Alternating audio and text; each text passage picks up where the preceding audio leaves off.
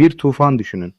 Sadece şehirleri değil, eski dünyanın hafızasını da silen bir tufan.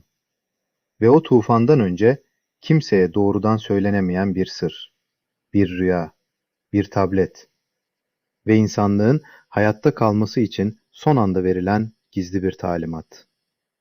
Kayıp Listeye hoş geldiniz.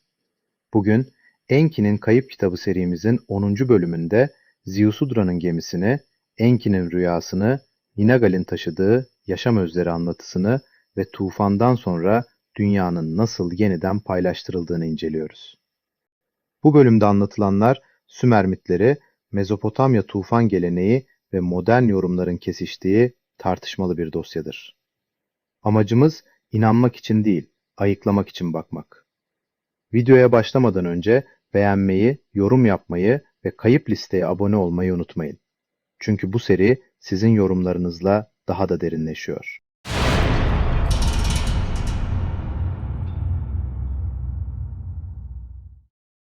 Anlatıya göre bütün Anunnakiler Sipbar'da toplanmıştı. Gökyüzüne bakıyor, zamanı bekliyor, yaklaşan büyük felaketin ağırlığını hissediyorlardı. Ortada açıkça söylenmeyen ama herkesin bildiği bir gerçek vardı. Dünya değişecekti. Tufanın günü yaklaşıyordu. Yalnızca şehirler değil, insanların kurduğu düzen, tarlalar, tapınaklar, yollar ve eski krallıkların hatırası da suyun altında kalacaktı. Bu sırada Enki odasında yalnızdı. Dışarıda bekleyişin gerilimi büyürken o uykuya daldı. Ve işte tam burada anlatının kaderini değiştiren rüya başladı. Enki'nin gördüğü kişi sıradan biri değildi. Işıltılı, yaşlı, bilge bir suret. Elinde oymacı kalemi, diğer elinde lacivert taşından yapılmış bir tablet vardı. Bu kişi Galzu'ydu. Galzu, Enki'ye yaklaştı ve ona kaderin değiştirilemeyeceğini söyledi. Enlil suçlanmıştı ama anlatıya göre Enlil yalnızca kararı duyurmuştu. Asıl hükmü veren daha büyük bir düzen, yani kaderin kendisiydi. Galzu'nun mesajı açıktı. Dünya artık dünyalılara kalacaktı. Ama bunun gerçekleşebilmesi için insanlığın tamamen yok olmaması gerekiyordu. Bir kişi seçilecekti, bir soy korunacaktı ve o kişi Enki'nin oğlu Ziusudra olacaktı. Galzu, Enki'ye yeminini bozmadan Ziusudra'yı uyarmanın yolunu gösterecekti. Ona yaklaşan tufanı anlatacak, suya dayanabilecek kapalı bir gemi inşa etmesini sağlayacaktı. Ama bunu açıkça söylemeyecekti. Çünkü Anunnakilerin yemini Enki'nin elini kolunu bağlıyordu. Galzu, rüyada lacivert taş tabletin üzerine bir gemi biçimi çizdi. Ölçüler, kenarlara işaretler halinde yerleştirildi. Sonra tablet Enki'nin başucuna bırakıldı. Rüya soldu. Görüntü kayboldu. Enki aniden uyandı. Bir süre kıpırdamadan yattı. Çünkü gördüğü şey sıradan bir rüya gibi değildi. Daha çok içinden çıkılması gereken bir görev gibiydi. Sonra başını çevirdi ve oradaydı. Rüyada gördüğü tablet gerçekten başucunda duruyordu. Enki titreyen ellerle tableti aldı. Üzerinde tuhaf biçimli, tamamen kapalı bir tekne planı vardı. Kenarlarındaki çentikler ise geminin ölçülerini gösteriyordu. Bu artık sadece bir rüya değildi. Bu hayatta kalma planıydı. Enki gün doğar doğmaz elçilerini gönderdi. Galzu'yu bulun, onunla konuşmam gerekiyor. Ama elçiler gün batımında elleri boş döndüler. Galzu adında kimseyi bulamamışlardı. Daha da garibi, Galzu'nun çoktan Nibiru'ya dönmüş olduğu söyleniyordu. Bu cevap Enki'yi daha da şaşırttı. Çünkü eğer Galzu gerçekten orada değilse, rüyadaki tablet nasıl başucuna gelmişti? Bu noktada anlatı okuyucuya tek bir şey hissettirir. Enki artık mesajın kaynağını değil, görevini düşünmek zorundadır. Gizemi çözemese de anlamı açıktır. Ziusudra uyarılmalıdır ama yemin bozulmadan. İşte bu yüzden Enki gece çöktüğünde gizlice Ziusudra'nın kamıştan yapılmış kulübesine gider. Enki doğrudan Ziusudra'ya konuşamazdı. Bu yüzden kulübenin kamış duvarına seslendi. Kamış duvar, sözümü işit, talimatımı iyi dinle. Bu sahne Mezopotamya tufan anlatılarındaki en çarpıcı ayrıntılardan biridir. Enki aslında Ziusudra'yı uyarmaktadır ama yeminini bozmamak için sözlerini duvara yöneltir. Ziusudra ise kamış perdenin arkasından bu sözleri duyar. Enki ona evini bırakmasını, malından vazgeçmesini ve hayatını kurtarmasını söyler. Bir gemi yapacaktır. Planı ve ölçüleri tablet üzerinde gösterilmiştir. Gemi baştan sona kapalı olacaktır. İçeriye ışık girmeyecek, su sızmayacak, dışarıdaki tufana karşı dayanıklı olacaktır. Bu gemi bir yolculuk gemisi değil, bir hayatta kalma kabuğudur. Enki'nin talimatı nettir. Gemiyi 7 gün içinde tamamla. İçine aileni, yakınlarını, suyu, yiyeceği ve evcil hayvanları al. Zamanı geldiğinde sana bir işaret verilecek. Suları bilen bir kılavuz sana gelecek. Bu kılavuz Ninagal olacaktır. Ama en önemli uyarı şudur. Geminin gerçek amacı gizli kalmalıdır. Kasaba halkı sorarsa Ziusudra, Enlil'in öfkesinden kaçtığını, Enki'nin Abdül'daki bölgesine gideceğini söyleyecektir. Yani gemi kurtuluş aracı gibi değil, bir ayrılış, bir sürgün, bir yatıştırma girişimi gibi gösterilecektir. Bu noktada anlatı bize şunu düşündürür. Bazen en büyük sırlar herkesin gözü önünde inşa edilir. Sabah olduğunda Ziusudra halkın karşısına çıktı. Enlil'in öfkesini yatıştırmak için şehirden ayrılması gerektiğini söyledi. Kasaba halkı onun etrafında toplandı. Kimisi gerçekten yardım etmek istedi, kimisi de Enlil'in öfkesinin kendi üzerinden kalkacağına inandı. Yaşlılar kereste taşıdı, gençler sazlıklardan katran getirdi. Marangozlar tahtaları hazırladı. Ziusudra büyük kazanlarda zifti eritti. Gemi içten ve dıştan kaplandı. Amaç yüzmekten çok suya karşı mühürlenmekti. Tablet üzerinde görülen plan 5 gün içinde gerçeğe dönüştü. Bu sahnede dikkat çekici olan şey şudur. Halk ne inşa ettiğini tam bilmeden insanlığın kurtuluşuna yardım eder. 6. gün Ninagal geldi. O büyük suların bilgisine sahipti ve Enki tarafından geminin kılavuzu olarak seçilmişti. Elinde sedir ağacından yapılmış bir kutu taşıyordu. Bu kutu sıradan bir sandık değildi. Anlatıya göre içinde Enki ve Ninmah tarafından toplanmış yaşam özleri ve yaşam yumurtaları vardı. Yani bütün canlıların gemiye fiziksel olarak doldurulmasından çok yaşamın yeniden başlatılmasını mümkün kılacak bir öz fikri anlatılıyordu. Bu ayrıntı tablet onun en ilginç noktalarından biridir. Çünkü burada tufan yalnızca bir yıkım değil, aynı zamanda biyolojik bir hafıza krizidir. Soru şudur: canlılık nasıl korunacak? Toprak sular altında kaldığında hayat yeniden nasıl başlayacak? Ziusudra ve Ninagal gemide beklemeye başladı. Dışarıda dünya değişiyordu. Anlatıya göre yer gümbürdüyor, gök kararıyor, geceler tuhaf bir parlaklıkla bölünüyordu. Nibiru, gökte beliren uğursuz bir yıldız gibi tasvir ediliyordu.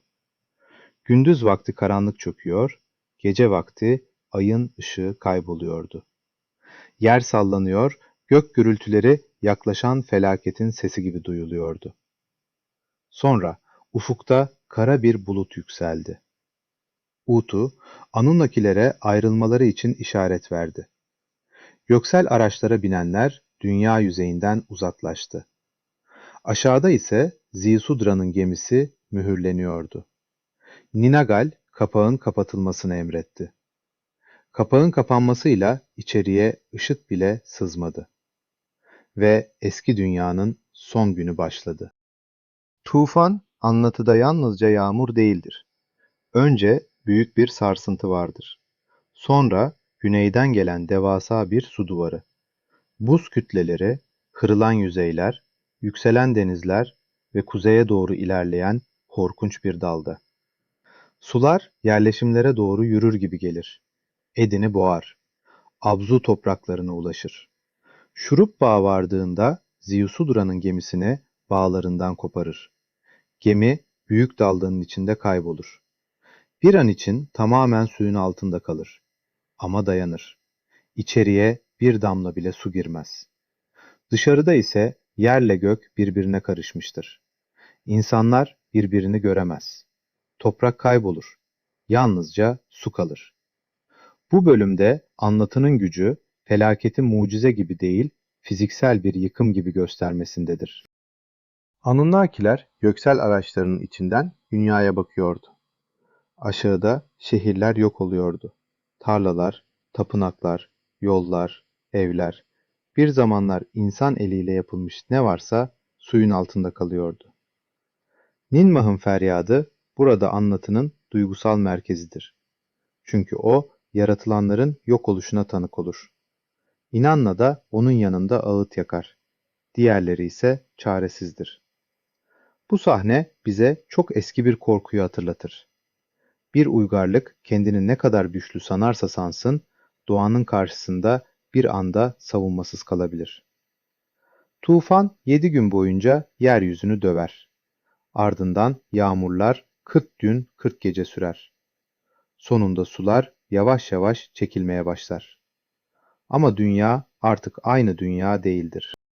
40 gün sonra Ziusudra kapağı açar.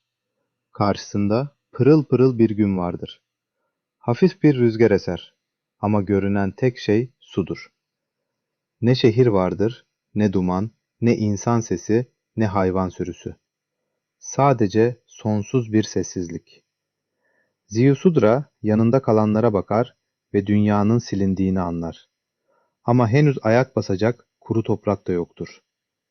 Ninagal gemiyi Aratta'nın ikiz zirvelerine doğru yönlendirir. Ziusudra önce bir kırlangıç salar, sonra bir kuzgun. İkisi de geri döner.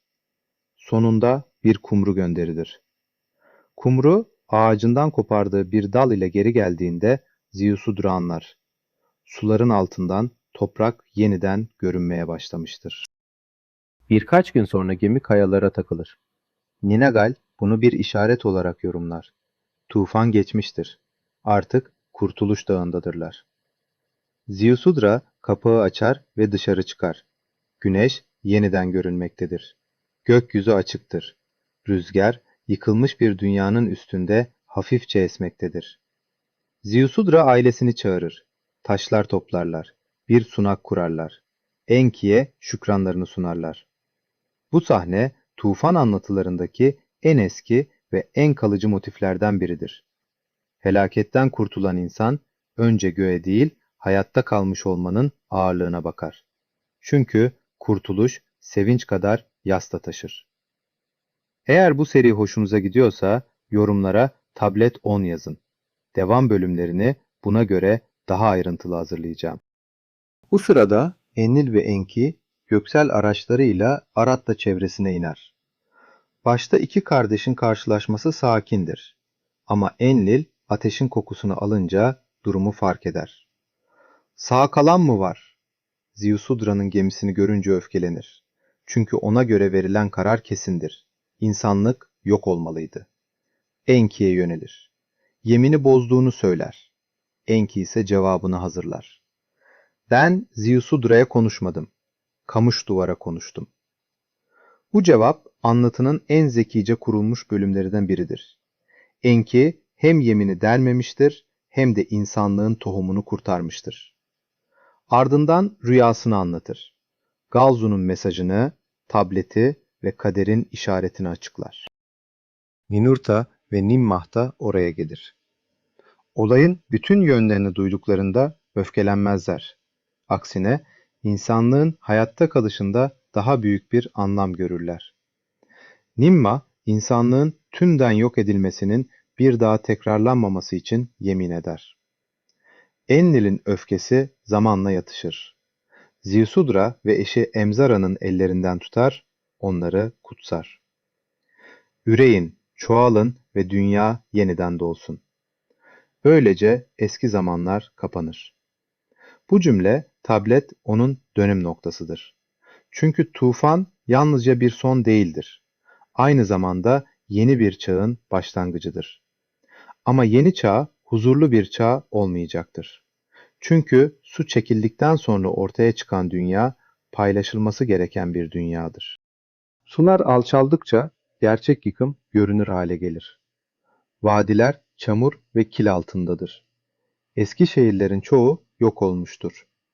Eridu, Nippur, Suruppak ve Sippar gibi büyük merkezler artık geçmişin altında kalmıştır. Ama Sedir Dağları'ndaki büyük taş platform hala ayaktadır. Bu ayrıntı anlatıda çok önemlidir. Çünkü eski iniş yeri tufanın yıkamadığı nadir yapılardan biri gibi gösterilir. Anunnakiler birer birer buraya döner. Molozlar temizlenir. İniş işaretleri verilir. Göksel araçlar platforma iner. Sonra büyük toplantı başlar. Enlil durumu açıkça söyler. Tufandan sağ çıktık ama dünya mahvoldu. Artık sorun yalnızca hayatta kalmak değil, düzeni yeniden kurmaktır. Enki, eski yaratılış odalarının incelenmesini önerir. Belki de mühürlü sandıklarda hala tohumlar vardır. Çamur temizlenir, eski bir hava bacası bulunur. Taş kapak kaldırılır, içeri girildiğinde yeşil taştan sandıklar görülür. Sandıklar mühürlüdür. Mühürler açıldığında kristal kapların içinde tahıl tohumları bulunur. Bu, tufan sonrası dünyanın en önemli keşfidir. Çünkü insanlık yalnızca bedenle değil, ekinle, suyla, hayvanla ve bilgiyle yeniden başlayabilir. Ninurta, dağ yamaçlarında teraslar kurar. Şelalelerin akışı düzenlenir. Ziusudra'nın oğullarına tarım öğretilir. Bir başka görev ise meyve ağaçlarını bulmak ve onları çoğaltmaktır. Dünya yavaş yavaş yeniden nefes almaya başlar. Enki, Ninadal'in taşıdığı sedir kutusunu yeniden ortaya çıkarır. Bu kutunun içindeki yaşam özleri yalnızca bir saklama nesnesi gibi değil, canlılığın yeniden kurulmasını sağlayacak bir anahtar gibi sunulur. Koyunlar, keçiler, sürüler, süt, yün, et ve post. Bütün bunlar tufan sonrası dünyanın ekonomik ve yaşamsal temelidir. Çobanlıkla ilgili görevler Dumuzi'ye verilir. Ziusudra'nın oğullarından biri de ona yardımcı olur. Bu noktada anlatı yalnızca mitolojik değil, uygarlık kurucu bir dile geçer. Tarım başlar, hayvancılık başlar. Su yolları düzenlenir, setler, savatlar ve tüneller yapılır. Yani tufan sonrası dünya yalnızca dua ile değil, mühendislik, emek ve organizasyonla yeniden kurulur. Ama sorunlar bitmez. Anlatıya göre Nibiru da bu büyük geçişten zarar görmüştür. Altın tozundan oluşan koruyucu kalkan zayıflamış, atmosfer yeniden tehlikeye girmiştir. Yeni altın gerekir. Enki Abzu'ya gider. Ama eski madenlerin çoğu tufan sularının ve çamurun altında kalmıştır. Çalışanlar yoktur, şehirler yoktur. Dünya altın üretimi için hazır değildir. Tam bu çaresizlik içinde Ninurta'dan haber gelir. Okyanusun ötesindeki dağlık diyarlarda suyun açtığı yarıklardan altın külçeleri nehir yataklarına sürüklenmiştir. Üstelik bu altın eritme ve arıtma gerektirmeden toplanabilecek durumdadır. Anlatının modern yorumlarında bu uzak diyar sık sık Amerika kıtası ile ilişkilendirilir. Burada tablet onun dikkat çekici bir başka kapısı açılır. Ziusudra ve ailesi dışında başka insanların da hayatta kalmış olabileceği söylenir. Yüksek dağlarda yaşayan bir topluluk vardır. Metalleri işlemeyi bilirler. Kendi önderleriyle sular yükselirken kurtulmuşlardır. Bu augmentation önemlidir. Çünkü tufan anlatısını tek bir gemiye indirgemek yerine yüksek bölgelerde başka kurtuluş ihtimallerini de açık bırakır. Anunnakiler için artık yeni soru şudur: altını kim toplayacak? Nereye aktarılacak? Nasıl taşınacak? Bu sorular yeni bir düzenin temelini atar. Ve böylece tufandan sonraki dünya yalnızca insanlar arasında değil, göksel güçler arasında da yeniden planlanır. Anlatıya göre büyük bir tasarım tablet üzerine geçirilir. Eski iniş yeri, yeni tesisler, dağlar, tepeler ve uçuş koridorları bir bütün olarak düşünülür. Sedir Dağları'ndaki platform korunur. Yeni bir kontrol merkezi seçilir. Yolu gösteren dağ, göksel araçlar için işaret noktası haline gelir. Büyük taşlar, platformlar ve oyulmuş kayalar yalnızca mimari yapılar gibi değil, gök ile yer arasındaki bağlantı noktaları gibi anlatılır. Bu bölümde aslan suretli bir anıt fikri de ortaya çıkar. Doğuya bakan, zamanı ve göksel düzeni simgeleyen bir anıt. Gelecek nesiller sorarsa bu eserlerin ne zaman, kim tarafından ve ne amaçla yapıldığı anlaşılsın istenir. Bu, hafızayı taşa kazıma arzusudur. Ama yeni dünyanın düzeni kurulurken eski rekabetler de yeniden ortaya çıkar. Marduk babası Enki'ye sitem eder. Kendisine büyük bir hakimiyet vaat edildiğini ama onurun başkalarına verildiğini söyler. Ningisida'nın yüceltilmesi, Utu'nun görev alması, Ninurta'nın öne çıkması. Bütün bunlar Marduk'u rahatsız eder. Diğer Anunnakiler arasında da sesler yükselmeye başlar. Herkes kendi bölgesini, kendi halkını, kendi yetkisini ister. Tufan dünyayı temizlemiş olabilir ama ihtirası temizlememiştir. Bu sahne anlatının belki de en insani yeridir. Çünkü felaketten hemen sonra bile güç kavgası geri döner. Ninmah araya girer. Dünyanın hala yaralı olduğunu, yaşayanların azaldığını ve yeni bir kavganın herkesi zayıflatacağını söyler. Barışın sürmesi için yaşanabilir toprakların paylaştırılması kararlaştırılır. Tilmun, özel bir bölge olarak ayrılır. Dünyalıların buraya girmesi yasaklanır. Doğuda kalan topraklar Enlil ve oğullarına verilir. Ziusudra'nın oğullarından Şen ve Yafet'in soylarının bu bölgelerde yaşayacağı söylenir. Abzu ve koyu renkli kara kütlesi ise Enki ve klanının bölgesi olur. Ziusudra'nın ortanca oğlu Ham'ın soyu da bu alanda anılır. Bu bölüm sonraki soy anlatılarıyla yan yana okunduğunda dikkat çekici motif benzerlikleri gösterir. Ama burada dikkatli olmak gerekir.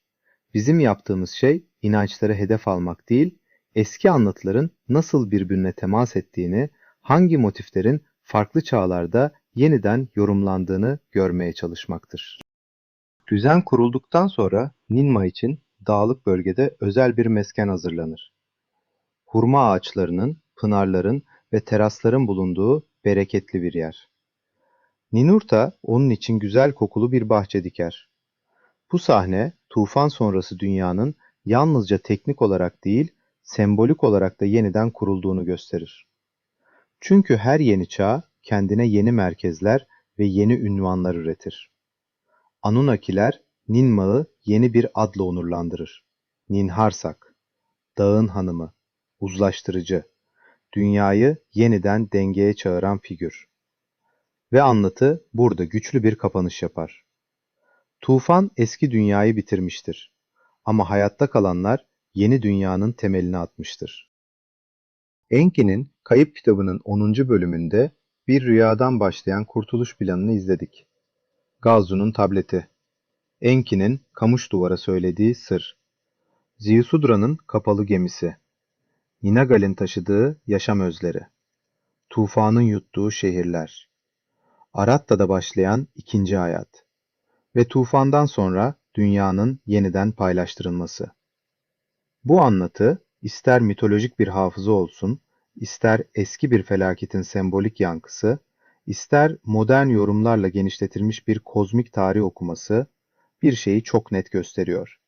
İnsanlık, büyük yıkımları yalnızca yaşamadı. Onları hikayeye dönüştürdü. Ve bazen bir hikaye, bir uygarlığın en eski hafıza deposu haline geldi. Sizce bölüm 10'da en çarpıcı bölüm hangisiydi? Galzu'nun rüyası mı, Ziusudra'nın gemisi mi, yoksa tufandan sonra dünyanın paylaştırılması mı? Yorumlara yazın. Videoyu beğenmeyi, paylaşmayı ve kayıp listeye abone olmayı unutmayın. Bir sonraki tablette bu büyük tufanın ardından yeni dünyanın kapıları açılacak. Kayıp listede görüşmek üzere. Sevgiyle kalın.